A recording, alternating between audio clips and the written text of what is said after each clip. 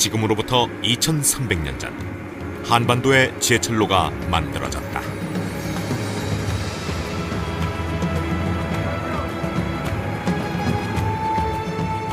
쇳물을 뽑기 위해 불을 피우고 숯과 철광석을 투입했다.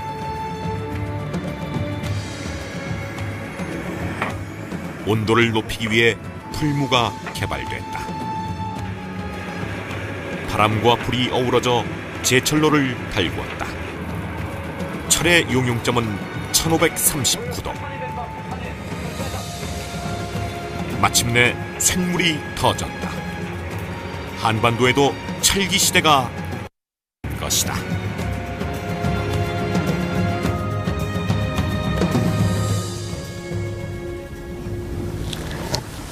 안녕하십니까. 소설가 성석재입니다. 현재 대한민국은 전 세계에서 5손가락 안에 꼽히는 제철 강대국입니다. 그런데 우리 민족은 이미 2000년 전에 오늘날과 같은 원리로 쇠를 뽑아냈고 그 쇠를 날카롭고 강하게 벼리는 뛰어난 기술을 가지고 있었습니다. 오늘 우리는 철과 함께 부침을 거듭해온 철의 민족, 바로 우리 자신의 이야기를 하고자 합니다.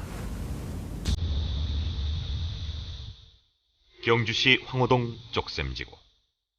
삼국을 통일하기 전 신라 귀족들의 집단 묘역이 있는 곳으로 알려진 곳이다.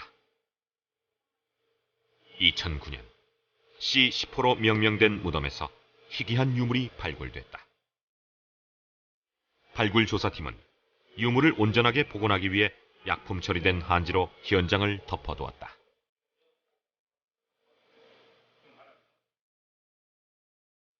유물을 박물관으로 옮기기 위해 보존 처리 작업이 시작됐다. 한지를 걷어내자 녹이 쓴 철편 조각들이 모습을 드러냈다.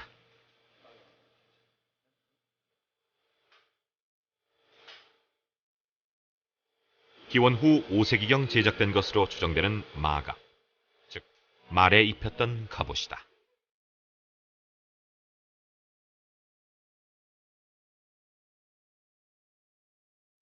마갑은 시신의 아래쪽에 깔려 있었다. 무덤의 주인이 몸을 일으키면 바로 말을 타고 출전할 수 있는 형상이다. 경주 황호동 고분군에서 발견된 장수의 갑옷과 말의 입힌 갑옷입니다. 말의 갑옷 위에는 장수의 갑옷이 놓여 있었다. 마갑과 갑옷이 함께 발견된 것은 이번이 처음이다. 이제 말갑옷이나 찰갑 같은 경우를 부각에다가 이렇게 넣죠. 그 말은 이제 부장품 중에 하나로 들어가는 거예요. 말갑옷이. 그런 거랑 지금 이런 식으로 시신 밑에 깔고 이런 스타일은 처음 이제 확인이 됐는데, 아마 그 주인공의 신분에 대한 아주 강력한 표현이에요. 마갑과 갑옷 외에 투구와 환두대도, 즉 고리자루 큰 칼이 발굴됐다.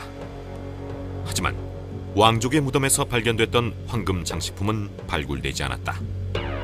이로 미루어 무덤의 주인은 왕족은 아니지만 싸움에 능했던 장수로 추정된다. 마갑과 장수의 갑옷은 당시의 제철 기술이 어느 정도 수준이었는지 잘 보여주고 있다.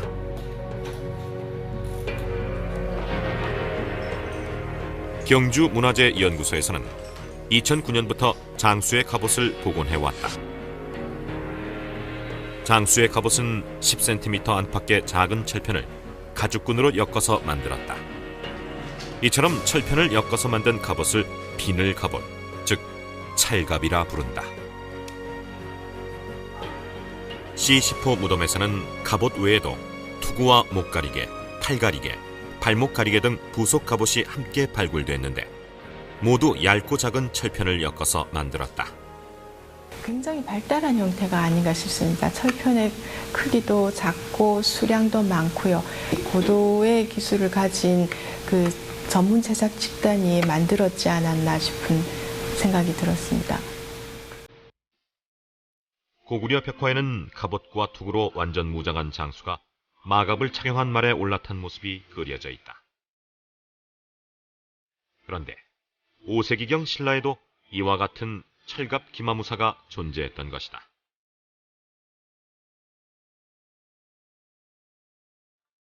가야의 유물을 전시해 놓은 부산 복천박물관.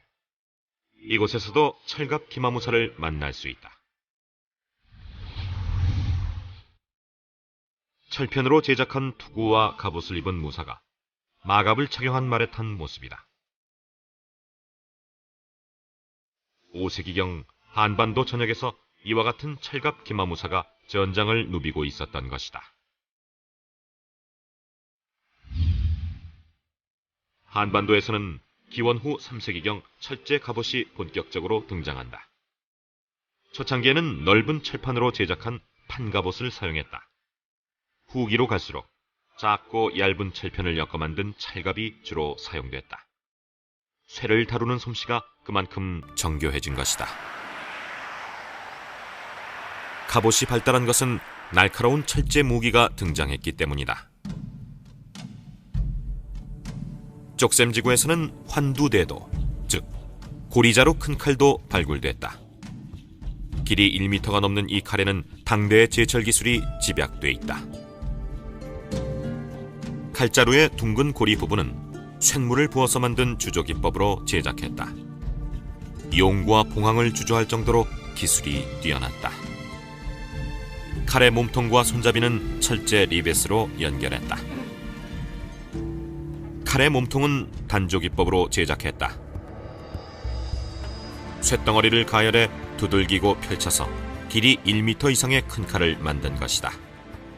칼이라는 얘기는 금속 공예 기술 중에서도 가장 최고 상급 기술입니다. 그러니까 칼을 만들 수 있는 사람은 지금으로 얘기하면 반도체 소재를 만드는 하이테크 기술이죠. 1m 이상의 긴 칼을 만드는 데는 특별한 기술이 필요했다. 긴 칼은 상대적으로 부러지기도 쉬웠다. 칼과 칼이 부딪혔을 때 부러지지 않게 하기 위해서는 이물질이 없는 순수한 철을 만드는 단조 기술이 필요했다. 담금질, 즉 열처리 기술도 적용됐다. 철을 달궜다가 급냉시키면 단단하고 날카로운 날을 얻을 수 있다는 것을 당시 사람들도 알았던 것이다.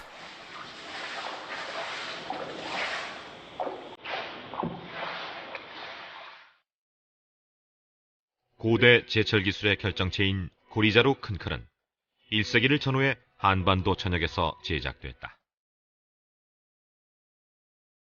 신라와 백제, 고구려, 그리고 가야의 왕이나 귀족들의 무덤에서 고리자루 큰 칼이 발굴됐다.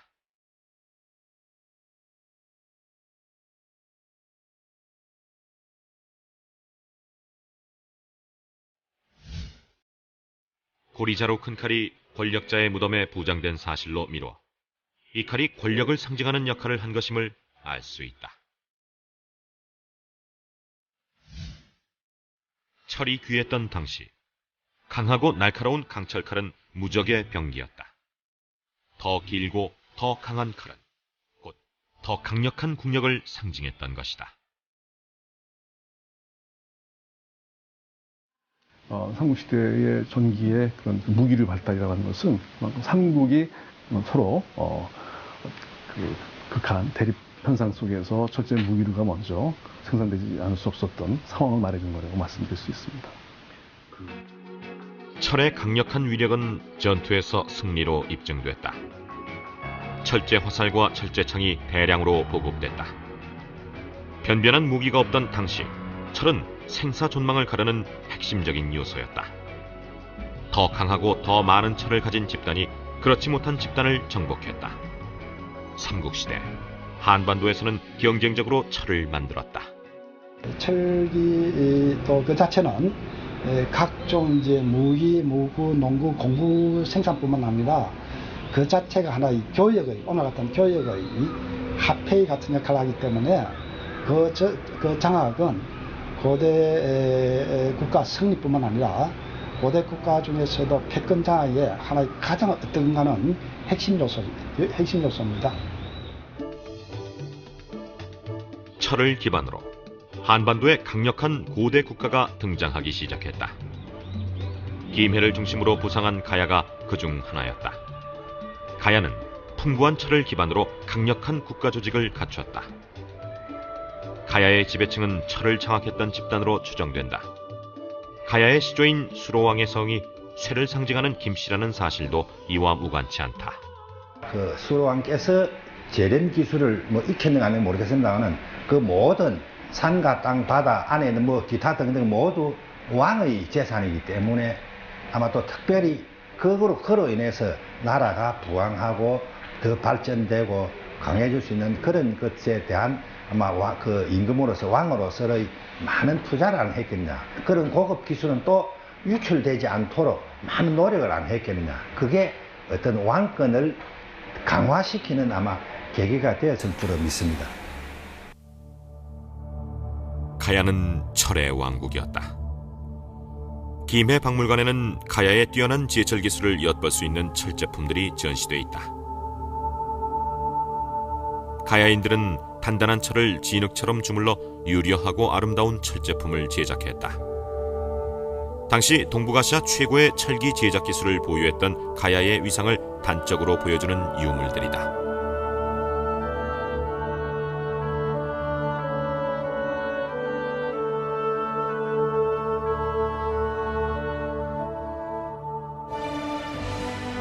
(3세기경) 작성된 삼국지 위서 동의전 변진조에는 가야가 일본 등 주변국에 철을 수출했다고 기록돼 있다.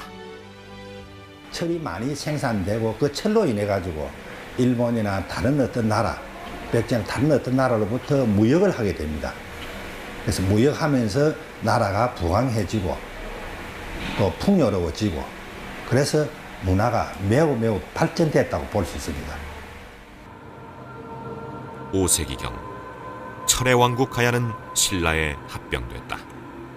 이와 함께 가야의 제철 기술이 신라로 유입돼 훗날 삼국을 통일하는 기반이 됐다.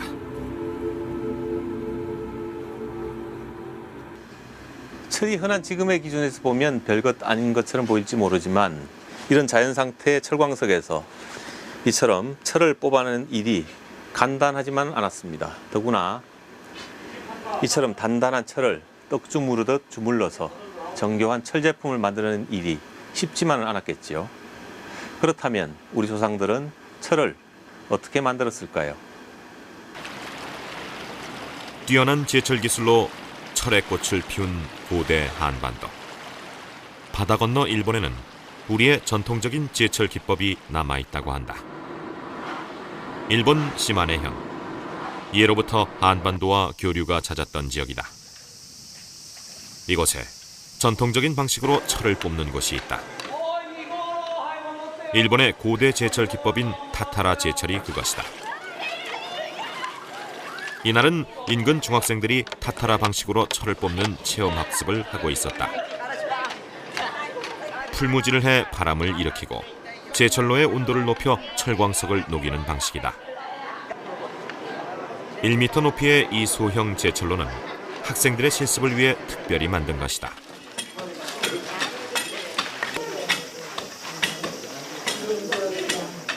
타타라 제철에서는 철광석 대신 사철, 즉 철이 함유된 모래를 사용한다.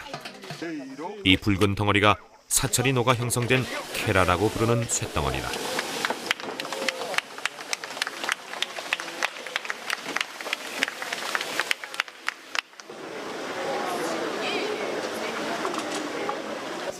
일본인들은 이 타타라 제철 방식을 언제, 누구로부터 배운 것일까? 日本ではですね、要するにその考古学的には、6世紀後半、古墳時代の後半にですね、日本では製鉄が始まったと言われております。それは韓国からですね、やはり伝来した一つの技術であるというふうに考古学的には言われております。 일본은 6세기경 백제와 신라로부터 제철 기술을 전수받았다. 7세기에 쓰여진 출운국 풍토기, 고대의 제철 방법을 기록해놓은 기술서다. 일본인들은 한반도에서 전수받은 제철 기술을 현지 실정에 맞게 변화 발전시켰다. 장방형의 대형 제철로에서 사철을 녹여 케라라고 불리는 강철 덩어리를 만들어냈다.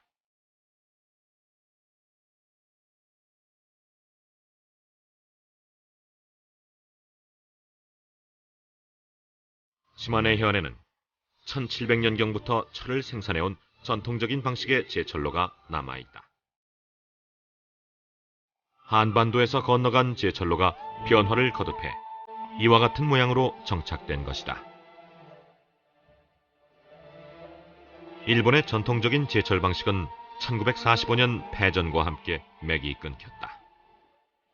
1977년 아베 무라에 씨가 단절됐던 타타라 제철을 복원시켰다.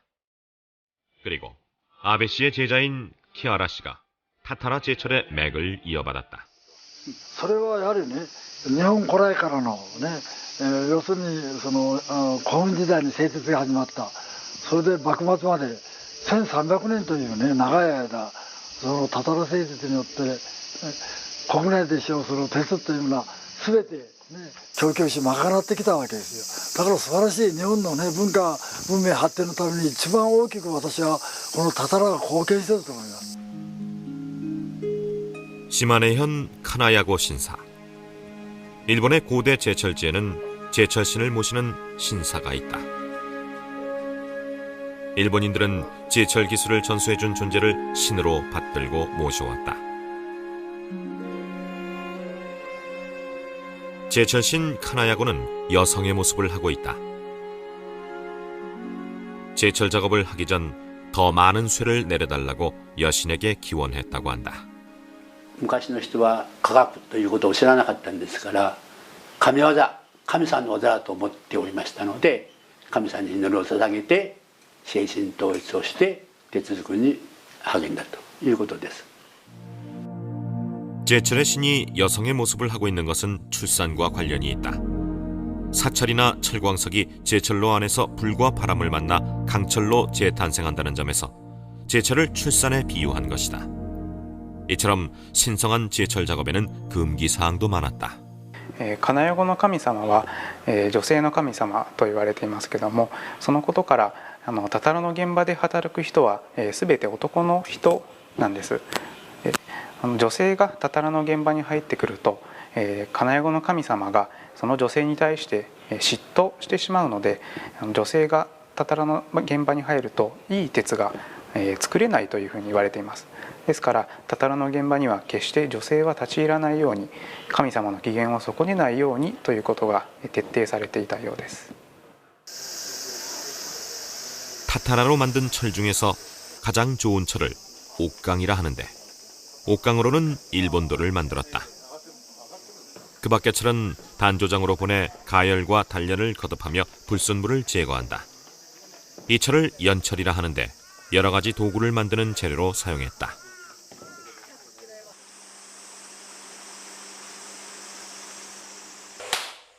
일본에서는 지금도 1년에 3차례 전통적인 방식으로 철을 만든다.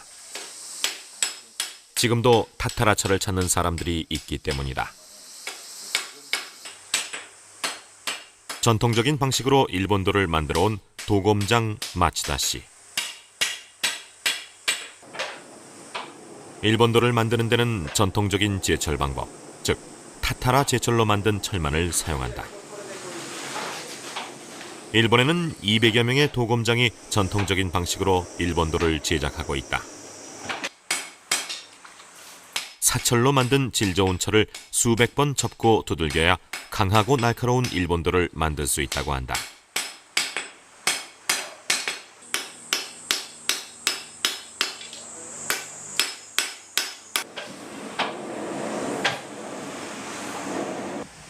僕ら使ってるのは和鉄っていう砂鉄から炭でもって鉄にしたものなんですよ。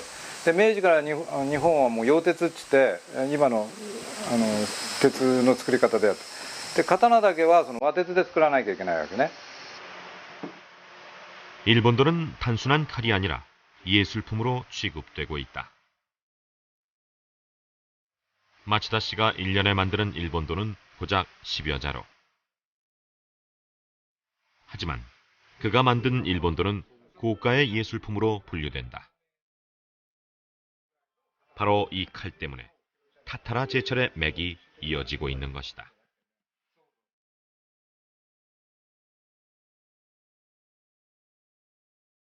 일본도 중에서 타타라 제철이 융성했던 18세기에 제작된 칼을 최고로 친다. 좋은 쇠가 좋은 칼을 낳는다는 믿음이다.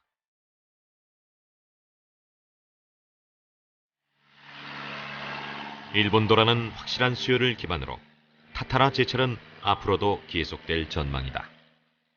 1400년 전 바다를 건너간 한반도의 고대 제철은 이렇게 맥이 이어지고 있다.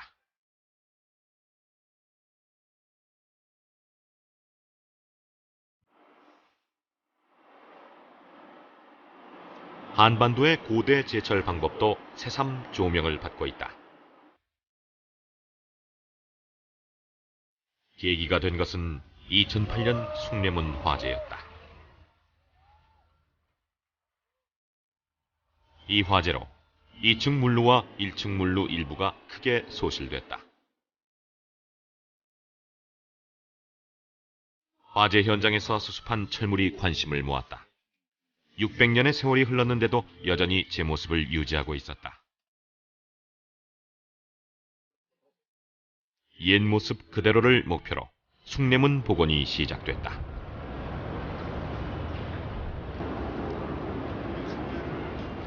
복원 현장엔 숭례문 대장간이 들어섰다.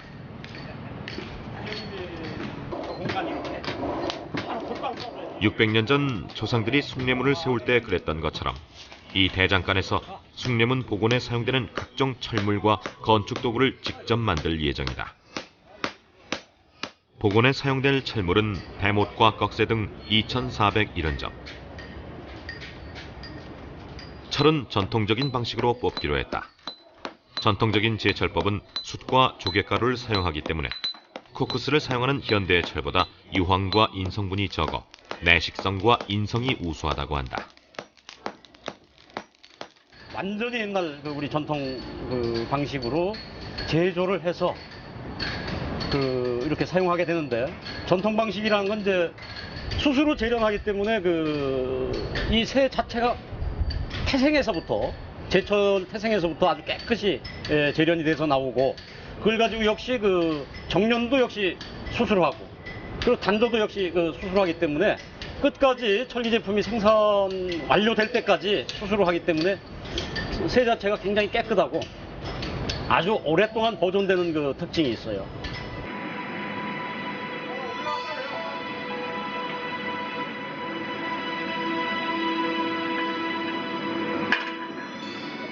일제 36년 식민지 통치를 받으며 단절됐던 전통적인 제철법이 실전을 통해 복원되는 것이다.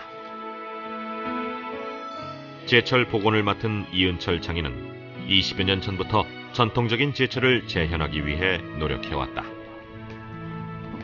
제철은 온도와의 싸움이다. 그것은 습기와의 싸움이기도 하다. 바닥에서 올라오는 습기를 막고 열이 소실되는 것을 막기 위해 숯을 태워 바닥을 다져준다. 열이 오랫동안 보존될 수 있도록 다져주는 거죠. 이게 엉성하게 되면은 이제 연소가 된다고. 제철로 하단부에는 바람을 불어넣는 송풍구와 조업 중에 생기는 철 찌꺼기를 제거할 유출구를 마련한다. 조업 중에 송풍구나 유출구가 막히면 온도를 올릴 수 없어 제철이 실패로 끝난다. 제철의 성패를 좌우하는 것이 이 부분이다. 송풍관, 바람구멍 부분에 제일 신경을 쓸 수밖에 없어요. 그리고 유출구가 바람구멍하고 슬래그 빠지는 구멍, 그런 두 가지 부분에 대해서 제일 신경이 쓰이죠. 제철로를 만드는 데만 만 하루가 걸린다. 송풍구가 완성됐다. 제철로 상단은 내화 벽돌을 쌓고 점토를 발라 열이 소실되는 것을 막는다.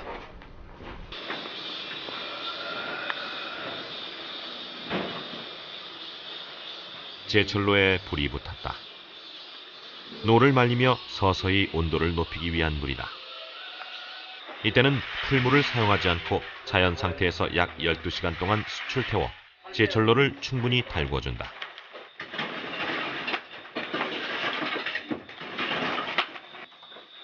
본격적인 제철을 위한 최적의 조건을 만드는 것이다.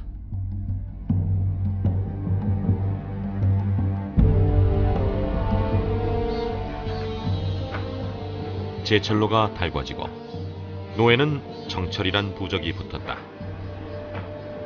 깨끗한 쇠, 더 많은 쇠를 내려달라고 고사를 올린다.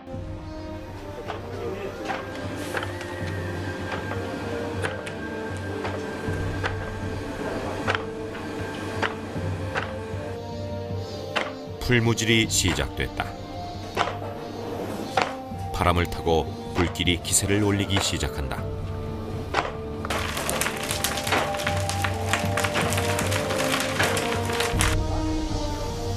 1200도에서 한 번 구워낸 철광석과 조개 껍데기, 그리고 생석회가 준비됐다. 조개 껍데기와 생석회를 넣는 것은 철광석에 함유된 유황과 인을 제거하기 위해서다. 제철로 안에는 숯과 철광석이 시루떡처럼 쌓여있다. 숯이 타면서 철광석이 녹아 쇳물이 만들어지는 구조다.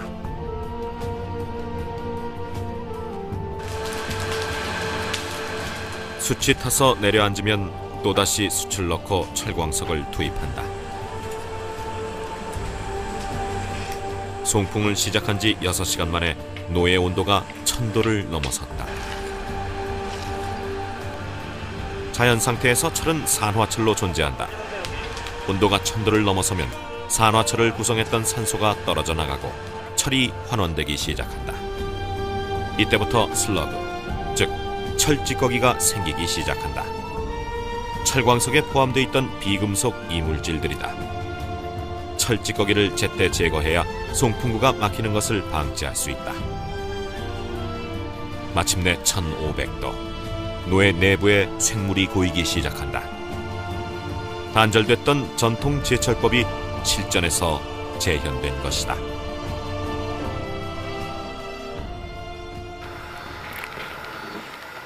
쇠를 녹인 뜨거운 밤이 지났다. 제철로에는 아직도 잔불이 이글거리고 있다. 이은철 씨가 제철로를 해체하기 시작했다. 옛날에도 이와 같이 쇠를 녹인 후 제철로를 깨고 쇠를 꺼냈다고 한다.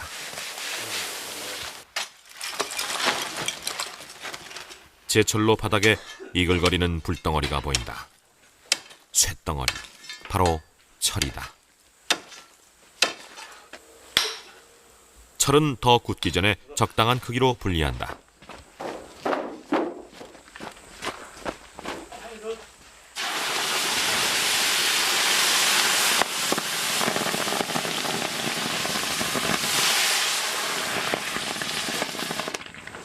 제가 별로 안 나온 것 같다.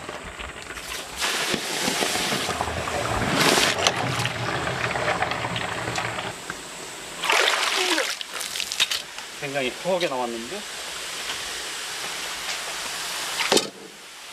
마치 용암이 굳은 듯한 모양의 이 철을 괴련철 혹은 해면철이라 부른다.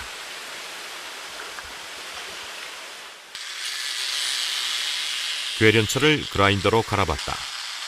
불꽃이 튄다. 의심할 여지가 없는 철이다. 이와 같이 철을 괴련철 상태로 얻는 제철 방법을 저온 환원법이라고 한다.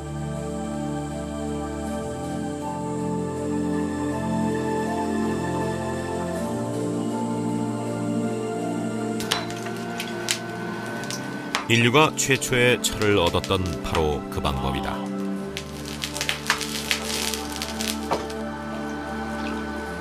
이은철 씨가 괴련철 조각에 황토유약과 볏짚재를 바른다. 황토유약과 볏짚재를 바른 괴련철을 가열하면 괴련철 속에 함유되어 있던 유황과 인 등 유해 성분을 제거할 수 있다.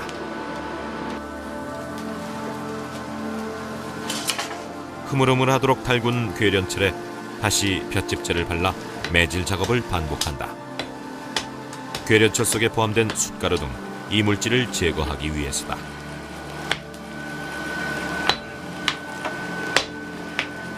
납작하게 만든 철편을 여러 개 모아 달구고 두들기기를 반복한다. 간접이라 부르는 꺾어 접는 과정이 반복되면서 괴련철은 조직이 치밀한 강철로 단련된다.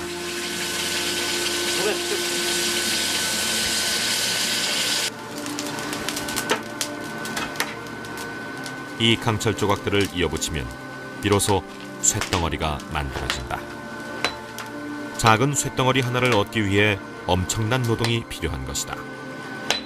과거 우리 조상들이 길에 떨어진 작은 쇳조각 하나도 그냥 지나치지 않고 소중히 여겼던 이유가 바로 여기에 있다.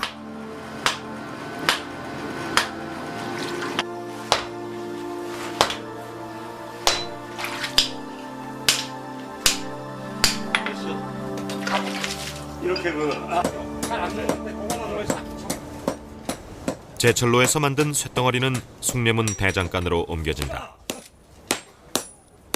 대장장이들이 쇳덩어리를 달구고 두들겨 모양을 낸다. 숭례문을 만들었던 600년 전, 그 당시 대장장이들이 했을 법한 바로 그 방법으로 철물들이 완성됐다.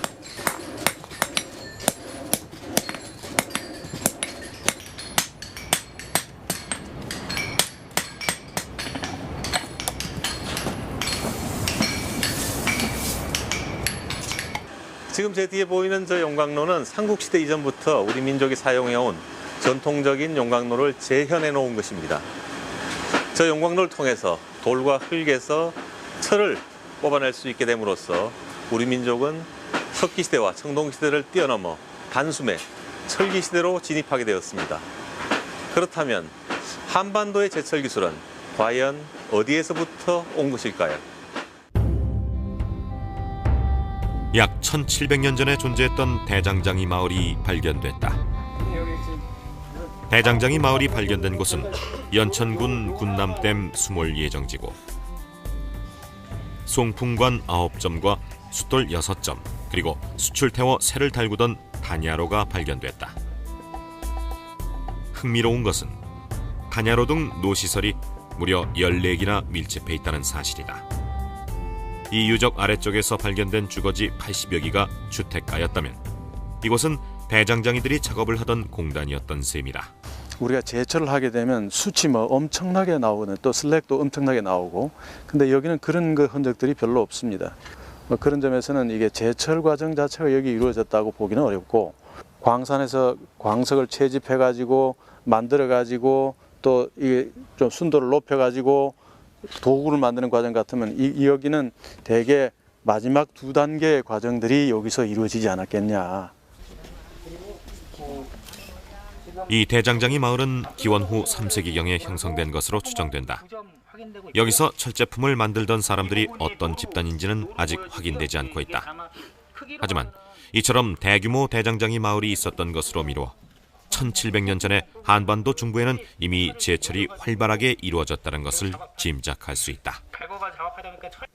이 정도 대규모로 만들 수 있었다는 것 자체가 상당한 노하우를 갖고 있었던 거고, 예를 들어서 지금 말하면 그 안산 시화공단의 한 그 철공 그런 영역이 되지 않겠습니까? 그 정도로 했다는 거는 상당히 그 기술이 발달된 거고, 또 사회적으로 그런 그 수요가 있을 때는 그런 걸 반증하는 거죠. 한반도의 제철은 고조선 말기인 기원전 3세기경 중국에서 도입됐다는 것이 정설이다. 이와 함께 중앙아시아의 제철 기술이 북방을 통해 전해졌을 가능성도 제기되고 있다. 중국은 춘추시대인 기원전 8세기경 철을 사용하기 시작했다. 출발은 중앙아시아보다 늦었지만 전국시대인 기원전 5세기경에 이미 쇳물을 녹여 주물을 생산하는 주조 기술이 개발됐다. 한반도에도 기원전 2세기경에 주조 기술이 도입돼 주조 도끼 등을 만들었다. 쇳물을 녹이기 위해서는 대형 제철로를 지어야 한다.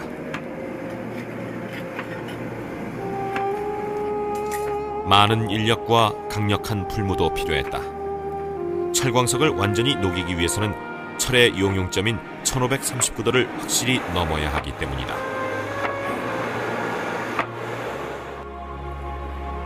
이은철 장인이 대형 제철로에 불을 붙였다. 쇳물을 뽑아내려는 것이다.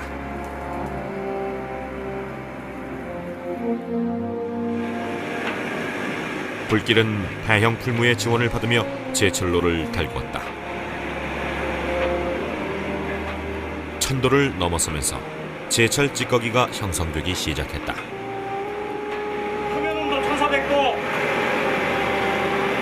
그러니까 내부는 한 1500도 같은. 마침내 철이 녹는 온도인 1539도를 넘어섰다.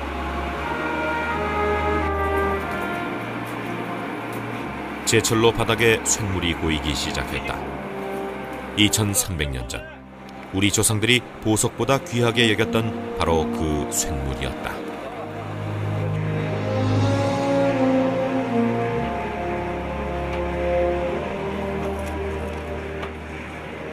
이미 2300-400년 전에 오늘날 포항제철이나 광양제철에서 하는 기술이 고스란히 있었단 말이에요. 그 다음에 이런 주철이 유럽에는 언제부터 생산되기 시작하느냐? AD 14, 15세기란 말이에요. 그러면 약 한 2000년 정도 차이가 나요. 이처럼 쇳물을 뽑아 철을 만드는 것을 고온환원법이라고 한다. 고온환원법, 즉 쇳물을 뽑는다는 것은 곧 철의 대량 생산 시대가 열렸다는 것을 의미한다. 쇳물을 뽑으면서 애써 철을 두들기지 않고도 거푸집에 철을 부어 필요한 도구를 쉽게 만들 수 있었다. 주조 기법으로 솥을 만들고 있다. 2000년 전 우리 조상들도 이와 같은 원리로 솥을 만들었을 것이다.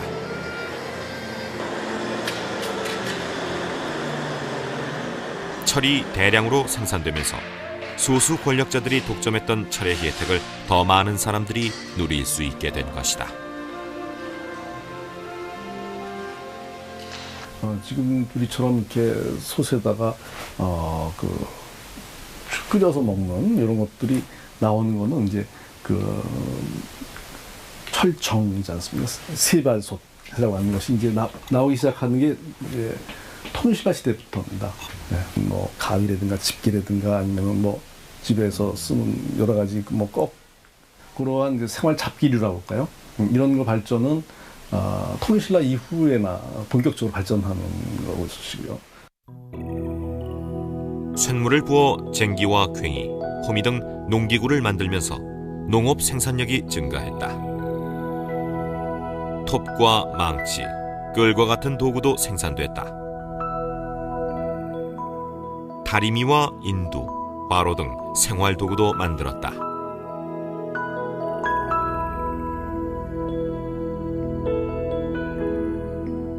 오늘날 우리가 누리는 의식주 문화가 철과 함께 형성됐다. 그런데 고려시대까지 절정을 이뤘던 한반도의 철기 문화는 조선시대 들어서면서 쇠퇴하기 시작한다. 조선 중기쯤 와서는 기술이 급격히 떨어집니다. 그러니까 그 열처리 기술이나 합금 기술이나 그 다음에 외형적인 조각 기술에 떨어집니다. 그 얘기는 뭐냐면 그 시점에 와서 이제 대접을 소홀히 하게 되죠. 대접이 소홀해지니까 굳이 잘 해야 될 이유가 없는 거죠. 그러다 보니까 기술 전수가 안 되는 거죠. 왜냐하면 자녀에게. 조선시대에는 쇠를 직접 다루는 사람들을 쇠상놈이라 해 최하층 신분으로 박대했다. 또 국가가 철을 통제하면서 철의 생산과 유통이 위축됐다.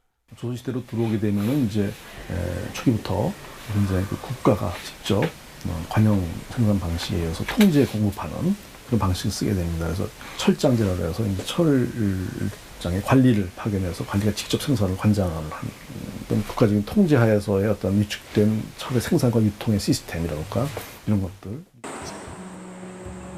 한반도의 제철이 쇠퇴한 반면 일본의 제철은 발전을 거듭했다. 일본 이와테 현에는 13대째 가업을 이어오는 주물 공장이 있다. 전기 풀무로 바람을 일으키는 것을 제외하고는 전통적인 방법으로 쇳물을 녹이고 주물을 만든다. 이 공장의 주요 생산품은 철주전자. 1500년경부터 제작되어 온 이 무쇠주전자는 일본 다도에선 빠져서는 안 될 존재로 사랑을 받아왔다. 물때가 낀 우세 주전자로 물을 끓여야 차맛이 순해진다고 한다.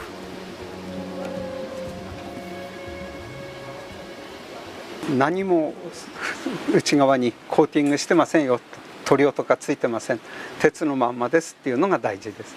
その鉄にいろんなものが化学反応を起こすかなんかでくっついてくれます。これでお水の癖がなくなると、こういう、メリットがあります。はい。 이 주물 공장의 최대 자산은 13대를 이어오면서 축적된 기술이다. 1890년 재본된 이 도안집에는 선조들이 디자인한 철주전자의 모형이 고스란히 보존돼 있다.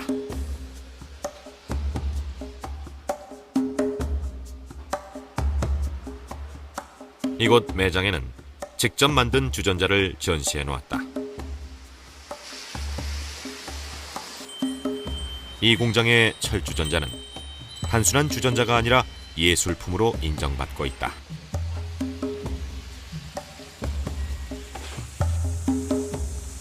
철주전자 하나에 1000만 원이 넘는 고가품도 전시돼 있었다.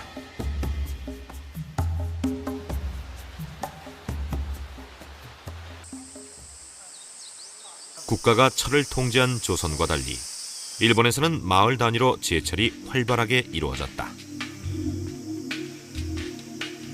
1700년경부터 철을 생산해온 스가야 타타라 유적이다.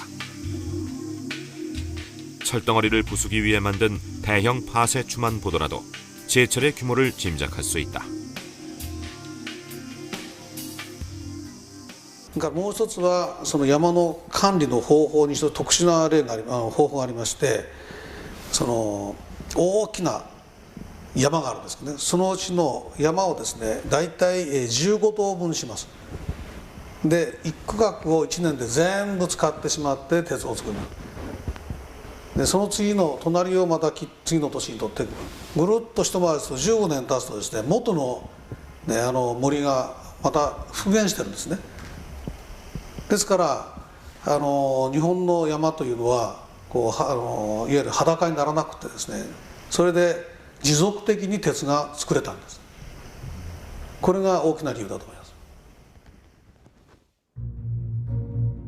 한반도와 일본의 제철 능력이 역전됐다. 일본도와 조총은 일본의 제철 능력이 고대 제철의 수준을 넘어 새로운 단계로 진입했다는 것을 보여준다. 역전된 제철 능력은 임진왜란으로 나타난다. 일본도와 조총으로 무장한 왜군에게 조선군은 무참히 유린당했다.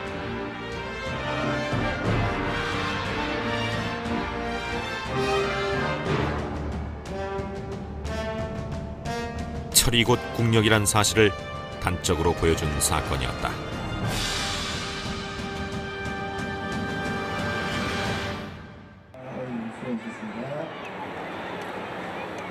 울산시 북구에는 오래전부터 제철과 관련된 전통놀이가 전해오고 있다. 울산 달래 쇠부리 놀이가 그것이다.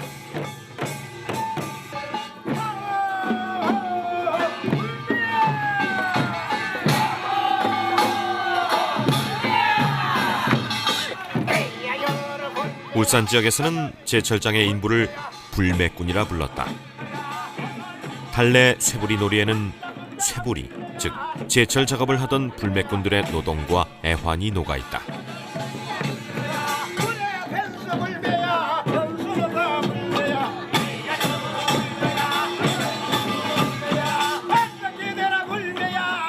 울산 지역의 제철과 관련된 놀이가 전해오는 데는 그만한 배경이 있다.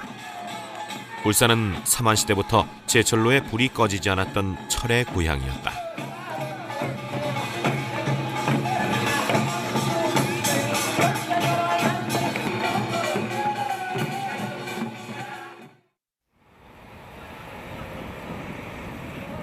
울산시 북구 달천동.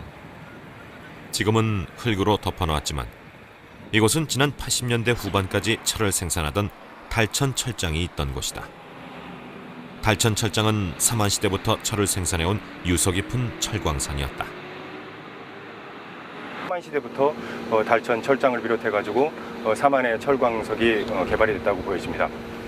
이후에는 국내 자료로서는 세종실록 지리지에 이러한 기록이 나타나는데요. 해마다 12,500건씩 정부에 공납을 했다는 것으로 봤을 때 달천의 철장에서 철광석을 다량으로 생산했음을 알 수가 있고요. 그런데 임진왜란과 병자호란을 겪으며 이곳 달천 철장도 맥이 끊길 위기를 맞았다. 이때 단절된 제철을 되살리겠다고 나선 이가 구충당 이의립 선생이었다. 구충당 선생은 철이 부족해 침략을 당했다고 결론짓고 제철을 부흥시킬 결심을 한다. 양반의 자제가 이른바 쇠상놈이 해오던 천한 일을 하겠다고 나선 것이다. 선생은 뜻을 이루지 못하면 돌아오지 않겠다는 맹세를 한 후 집을 나섰다. 그리고 14년간 전국을 떠돌며 제철 기술을 배우고 익혀 달천 철장을 부활시켰다. 대과에 올라서 일신의 영광을 얻고 가문의 명예를 더하는 것도 중요하지만 이런 일은 내가 아니라도 하는 이가 많다. 나라가 어려울 때 병기나 농기를 만들 쇠가 없어 그러니 삼천리 금수강산을 빚어서 쇠를 반드시 찾아 부국강병을 일으켰다며 험난한 길을 났습니다. 구충당의 노력으로 한반도 제철로에 다시 불꽃이 타올랐다. 하지만 일제의 침략과 함께 달천 철장은 일본인의 손에 넘어가고 말았다. 1970년 포항에서 한반도 제철 부흥의 염원이 담긴 공사가 시작됐다. 그리고 3년 뒤 포항 제철소에 첫 쇳물이 터져나왔다. 2000년 역사, 제철 강국의 부활을 예고하는 쇳물이었다. 자본이나 인력, 기술이 전혀 없는 상태에서 한국 철강산업이 시작되기 때문에 한편으로는 설비를 건설하면서 또 한편으로는 생산하면서 또 한편으로는 기술 개발에 노력을 경주하면서 지속적인 성장을 해갈 수 있었습니다. 한국은 세계적인 제철 강국으로 성장했다. 2300년 전 한반도에 제철 기술이 들어온 후 숱한 부침을 겪으면서도 결코 포기하지 않았던 제철 의지가 오늘 화려하게 꽃을 피운 것이다.